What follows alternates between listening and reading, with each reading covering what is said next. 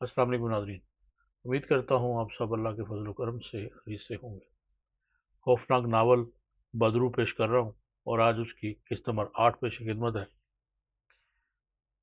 फयाज हैरानी से मेरी सूरत देखने लगा, फिर बोला, वो तो ठीक है, मगर अभी हमें अकरम मियाँ के साथ बहुत से काम करने होंगे, हम वक्त नहीं निकाल सकेंगे, मगर दोबारा तुमसे मिलेंगे। यार फयाज, तुमने कहानी ही ऐसी शुरू कर दी है कि मैं सब्र नहीं कर सकता। बात सच कह रहे हो, मगर हाँ मगर क्या? नहीं, मेरा मतलब है हमारे साथ हवेली। हाँ, तुम्हारे साथ हवेली, मैंने मजे लेते हुए कहा। जो कुछ कह रहे हो हमारी समझ में आ ही नहीं रहा, फयाज बोला। क्यों फयाज, इसमें समझ ना आने वाली कौन सी बात है? मुझे बताओ, खुद तुम्हारी परेशानी मेरी समझ में नहीं आ रही। हम तो परेशान नहीं है। नहीं हो? बिल्कुल नहीं। ठीक है, फिर मैं तुम्हारे साथ चल रहा हूँ। फिर किसी वक्त मिल लेते, ज्यादा अच्छा था। नहीं फयाज, इसी वक्त चलूंगा, मैंने जिद्दी लहजे में कहा। फयाज की हालत काबिल दीर थी। वो मुझे मना भी नहीं कर पा रहा था, हैरान भी था और परेशान भी। ख्याल होगा उसके दिल में कि हवेली में दाखिला ही मुमकिन नहीं होगा मेरा। जाहिर है, मुलाजमों के साथ कोई भी हो, बहरहाल अंदरदार होने के लिए इजाज़त तो ज़रूर होती है। लेकिन तांगे वाले को पैसे देकर जब वो हवेली के दरवाजे की तरफ बढ़ा, तो मैं भी उसके साथ साथ ही अंदरदार हो गया था। मुझे किसी ने न रोका। फयाज को किस कदर इत्मीनान हुआ और उसने कहा, पहली बार हमारे घर आए हो, आओ क्वार्टर में बैठो, ज़रा इकराम मियाँ के पास हो आएं, फिर आकर बातें करेंगे। ठीक है, मैंने दिल ही दिल में मुस्कुराते हुए कहा, और फिर वो मुझे साथ लिए हुए अपने क्वार्टर में आ गया। अकेला ही रहता था। ये क्वार्टर अकवी हिस्से में था। हमारी रिहाइश गाह अलग थी। मुलाजमों को दर्जा बदर्जा रिहाइश गाहें दी गई थी। मैं खामोशी से फयाज के क्वार्टर में जाकर बैठ गया और फयाज मुझसे इजाज़त लेकर बाहर निकल आया। मैं दिल ही दिल में मुस्कुरा रहा था। फयाज को जब ये बात मालूम हो गई होगी कि अब मैं भी यहीं रहता हूँ, तो खुश भी होगा और हंसेगा भी बहुत, शर्मिंदा भी होगा। ना जाने क्या क्या सोचता हुआ मुझे लेकर यहाँ तक आया है। लेकिन बहरहाल फयाज ने अब तक जो कुछ सुनाया था वो मेरे लिए बायस हैरत और दिलचस्प था। अजीबो गरीबी सी कहानी थी, ना जाने क्यों जहन को लगती लगती सी थी। लेकिन फयाज ने वापसी में देर नहीं लगाई। अंदर आकर दरवाज़ा बंद करते हुए बोला, अकर मियाँ कहीं गए हुए हैं? चलो अच्छा हुआ, थोड़ी देर आराम करने का मौका मिल जाएगा। हम कह आए हैं कि अगर इकराम मियाँ आए तो हमें फ़ौरन बुलवा लिया जाए। अब उनके कहने की को कोई बात नहीं रहेगी। हाँ, अब ये बताओ, पहली बार आए हो, क्या खिदमत करें तुम्हारी? यार अभी तो चाय पीकर आए हैं, क्या खिदमत करोगे? नहीं, चाय हमारे हाथ की पियो, तुम्हारी मर्जी है। चाय ऐसी चीज़ है कि जिसके लिए इनकार करना भी गुनाह है। मैंने थोड़ा सा इंतजार किया, फिर आज चाय की 2 प्यालियाँ लेकर अंदर आ गया और बोला, चलो अब होगी बातें मज़े से। मगर तज्जुब की बात है, एक फाटक वाले बड़े शरीफ हो गए हैं। किसी ने तुम्हें हमारे साथ आने से मना नहीं किया।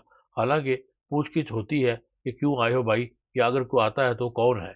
अच्छे लोग हैं, मैंने जवाब दिया। फिर कहा, तुम कहानी शुरू कर दो। तुम्हारी कहानी मुझे पीछे लगाए लगाए यहाँ तक लाई है।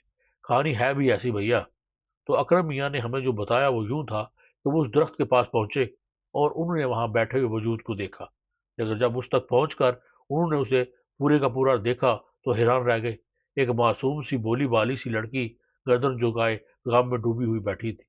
वो इतनी खूबसूरत खूबसूरत थी कि अकरम मियाँ उसे देखकर पत्थर हो रहे। देर तक उसे देखते रहे, फिर अपने आप को संभाल कर उन्होंने कहा, क्या बात है, कौन हो तुम, क्या कर रही हो यहाँ? लड़की ने निगाहें उठाकर अकरम मियाँ को देखा तो अकरम मियाँ का कहना यह है कि बस जैसे उनका सारा खून सूख गया हो। वो थोड़ी देर उन्हें देखती रही और फिर बोली, मुझसे मेरे दिल का हाल मत पूछो, मगर तुम हो कौन? जो कोई भी हो, क्यों मुझे परेशान करने आ गए हो? देखो, मुझे तुमसे हमदर्दी है। तुम जो कोई भी हो, मुझे अपने बारे में बताओ। अगर मैं तुम्हें अपने बारे में बता दूं तो मुझे अपने साथ ले चलोगे? कहाँ? अपने घर? मगर तुम, मेरा मतलब है तुम्हारा कोई नहीं है। हाँ, मेरा कोई नहीं है इस संसार में। अकेली हो? हाँ। मगर यहाँ रहती हो क्या? हाँ। इस वीरान बाग में डर नहीं लगता तुम्हें? नहीं। फिर बताओ, मैं तुम्हारे लिए क्या कर सकता हूँ? वो अकरम मियाँ को देखने लगी, फिर उसके बाद बोली, तुम बड़े सुंदर हो, एक वचन दो मुझे। वचन? हाँ। कैसा वचन? मुझे अपना बनाकर रख सकोगे? तो तुम, मेरा मतलब है, देखो तुम खुद मेरे पास आए हो, मैं तुम्हारे पास नहीं गई। तुमने अगर अपने वो वचन तोड़ा तो अच्छा नहीं होगा। मगर मैंने तुम्हें वचन दिए ही कहाँ है? ना दो, पर मैंने तुम्हें पसंद कर लिया है। अकरम मियाँ परेशान हो गए। कितनी खूबसूरत थी वो लड़की कि वो खुद भी उससे मुतासर हो गए थे। मगर वो जिस तरह की अजीब थी, अकरम मियाँ हैरान रह गए कि फिर 2-3 दिन अकरम मियाँ वहाँ रहे اور روزانہ اس لڑکی سے ملتے رہے۔ وہ ایک ہی وعدہ لیتی تھی کہ اکرم میاں اسے اپنے ساتھ لے چلیں۔ ایک دن انہی صاحب نے، جو اس گھر کے مالک تھے، باغ کے بھی مالک تھے، اکرم میاں کو باغ سے آتے ہوئے دیکھ لیا۔ کہنے لگے، سنو صاحبزادے، کہاں سے آ رہے ہو؟ اس طرف، اس ویران باغ سے۔ کیوں اپنی جان کے پیچھے پڑ گئے ہو؟ میں تو کئی روز سے وہاں جا رہا ہوں، میں نے تو اپنی جان کو کوئی خطرہ نہیں دیکھا۔ ادھر ایک بدرو رہتی ہے۔ بدرو؟ ہاں، تم اسے چڑیل کہہ سکتے ہو، پچھل پیری کہہ سکتے ہو۔ وہ ایک درخت کے اوپر رہتی ہے، کئی بار ہم نے اسے دیکھا ہے، اور اس کی وجہ سے ادھر کوئی نہیں جاتا۔ تم ہمارے مہمان ہو، تمہیں سمجھانا ہمارا فرض تھا۔ اب زندگی کھونے کی کوشش کیوں کر رہے ہو؟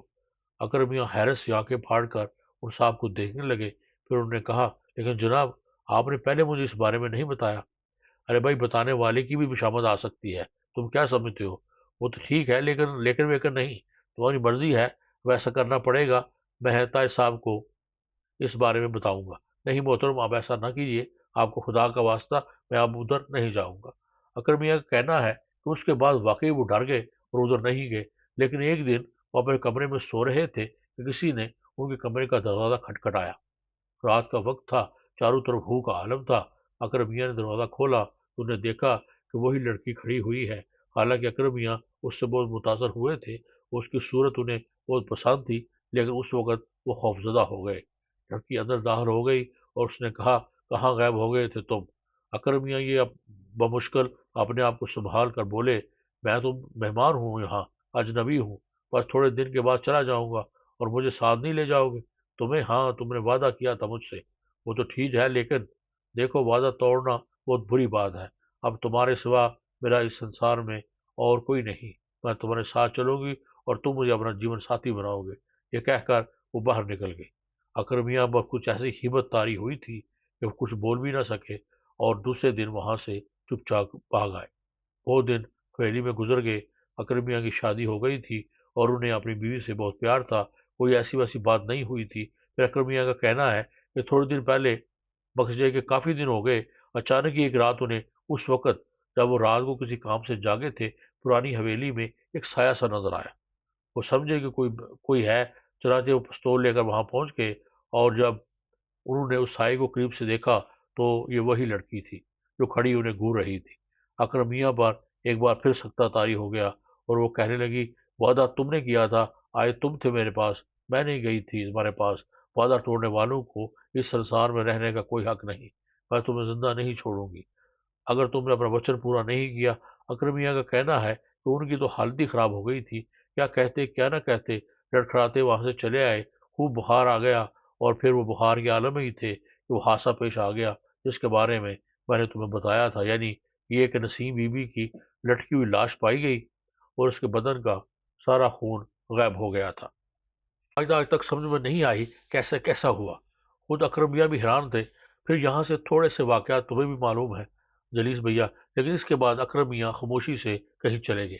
واپس آئے تو دلہن بیگم ان کے ساتھ تھی، اور گھر والے اکرم میاں کی اس چوری چھپے شادی سے خوش نہیں تھے۔ یہ معاملہ چلتا رہا۔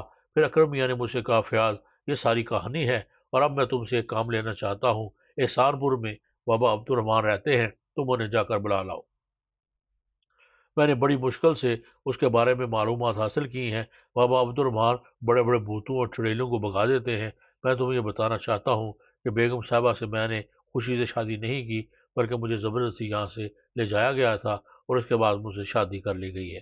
اب بیگم صاحبہ اس گھر کی بہو ہیں، لیکن میں خوف و دہشت سے مرا جا رہا ہوں کہ ایک چڑیل کے ساتھ زندگی بسر کرنی پڑ رہی ہے مجھے۔ چنانچہ جلیل بھیا، ہم گئے احسان پور، مگر کیا کریں، بدقسمتی سے اکرم میاں کی کہ بابا عبد الرحمان کا انتقال ہو چکا ہے، اور اب وہ اس دنیا میں نہیں ہے۔ یہی خبر لے کر آئے تھے ہم، بڑی مشکل سے تو انہیں تلاش کیا، لیکن پتہ چلا، اب تو ہمیں بھی ڈر گئے ہیں۔ میں حیرت اور دلچسپی سے کہانی سن رہا تھا۔ میں نے کہا، فیاض، واقعی یہ تو دنیا کی حیرتناک کہانی ہے۔ ویسے ایک بات بتاؤ فیاض، تم نے کبھی اپنی آنکھوں سے چڑیل دیکھی ہے؟ ارے توبہ کرو بھیا، توبہ کرو، سچ مانو، ہم تو یہاں آئے ہوئے بھی ڈر رہے تھے، سوچا تھا کہیں بھاگ جائیں، گھر میں چڑیل ہو اور ہم اس گھر میں رہیں، یہ تو کھلم کھلا اپنی جان کی بازی لگا دینے والی بات ہے۔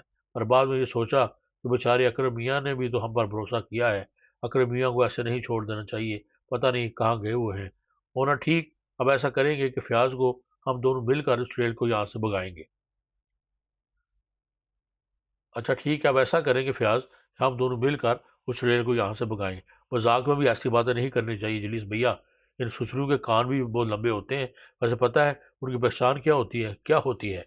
ان کے پاؤں جو ہوتے ہیں نا وہ پیچھے کی طرف مڑے ہوئے ہوتے ہیں، ایڑیاں آگے اور پنجے پیچھے، بس یہی ان کے پچھل پیروں کی پہچان ہے، ورنہ بڑی بڑی خوبصورت ہوتی ہیں ایسی کہ انسان دیکھے تو پگھل جائے۔ ہوں، دیکھیں گے، ہو سکتا ہے اگر، مگر ایک بات بتاؤ، تم نے کبھی اپنی اس نئی مالکن کے پاؤں دیکھے ہیں جسے اکرم ٹریل کہتے ہیں؟ بھیا کوئی دماغ تو نہیں خراب ہمارا؟ اول تو پہلے ہمیں یہی نہیں معلوم تھا کہ قصہ کیا ہے، اس کے بعد چلے گئے ہم، اور اب اللہ نہ دکھائے۔ فیاض نے کاروبار ہاتھ رکھ کر ہاتھ رکھے، میں نے کہا لیکن میں دیکھنے کی کوشش کروں گا، یہاں دوبارہ کیسے آؤ گے؟ آج تو پتہ نہیں کیسے چوکی داروں نے تمہیں منع نہیں کیا، پر آگے آنا مشکل ہو جائے گا۔ نہیں ہوگا فیاض، کیونکہ میں بھی اب یہی نوکری کرتا ہوں۔ فیاض تھوڑی دیر تک تو میرے الفاظ ہی نہیں سمجھ سکا تھا، تو سمجھا تو شدت سے حیرت سے اچھل پڑا اور بولا، کب؟ کیا؟ ہاں یہی نوکری کرتے ہو؟ ہاں، کیا نوکری کرتے ہو؟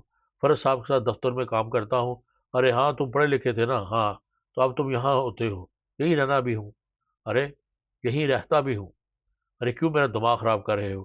سچ کہہ رہا ہوں فیاض، کہاں رہتے ہو؟ وہ کوارٹر نمبر 3 میرا ہے، سامنے والا، ہاں۔ ارے واہ جلیس بھیا، خدا قسم جی خوش ہو گیا، اب تو ہم بھی یہیں رہیں گے۔ ایک بات سوچی تھی ہم نے، اکرم میاں کو یہ ساری باتیں بتا کر چپ چاپ یہاں سے پھوٹ لیں گے، مگر اب ہمت بڑھ گئی ہے۔ پر ایک بات کہیں، ایسی کوئی کوشش نہ کرنا ورنہ نقصان بھی پہنچ سکتا ہے۔ اللہ مالے گا یار، جو ہوگا دیکھا جائے گا، اس میں پریشان ہونے کی کیا بات ہے؟ میں نے کہا، نہیں بھیا، کم از کم مجھے اپنے ساتھ شریک مت کرنا۔ مگر تم نے عجیب سنائی۔ اچھا تو اس لیے کیا ہے اسٹیشن پر؟ مگر تم وہاں کیا کرنے گئے تھے؟ میرے سب پرانے ساتھی ہیں وہاں، ان سے کبھی کبھی ملنے چلا جاتا ہوں، میں نے جواب دیا، اور فیاض خاموش ہو گیا۔ بہرحال فیاض کے ساتھ وقت گزارا، پھر اس سے ساتھ لے کر میں نے اسے اپنا کوارٹر دکھایا تھا۔ فیاض بہت زیادہ خوشی کا اظہار کر رہا تھا۔ کوارٹر میں واپس آنے کے بعد میں اپنی آرام گاہ میں چلا گیا اور بستر پر لیٹ کر میں نے اکرام کی سنائی ہوئی کہانی پر غور کیا۔ پھر اچانک ہی میں اچھل پڑا۔ ایک لمحے کے لیے میرا ذہن جھنجھنا کر رہ گیا تھا۔ جو داستان اکرم نے سنائی تھی اس میں میرا بھی تھوڑا بہت حصہ تھا۔ وہ عورت مجھے یاد آئی تو اس رات 4 بجے ریلوے اسٹیشن پر اتری تھی، اور اس کی اف میرے خدا پرانی حویلی، اور اچانک ہی میرے پورے بدن میں جرجری سی دوڑ گئی۔ پرانی حویلی میں تو مجھے سیپ ملی تھی، کیا سیپ؟ مگر کیسے؟ دماغ چکرا کر رہ گیا۔ ایک بات جو سمجھ میں آ رہی تھی، میں ایک عجیب و غریب کشمکش کا شکار ہو گیا تھا۔ اب اس کے بعد کیا ہوا، اس کے لیے دیکھتے رہیے میرے اس چینل کو۔ انشاءاللہ پھر اگلی کس کے ساتھ ملاقات ہوگی، تب تک اجازت دیجیے، اللہ حافظ۔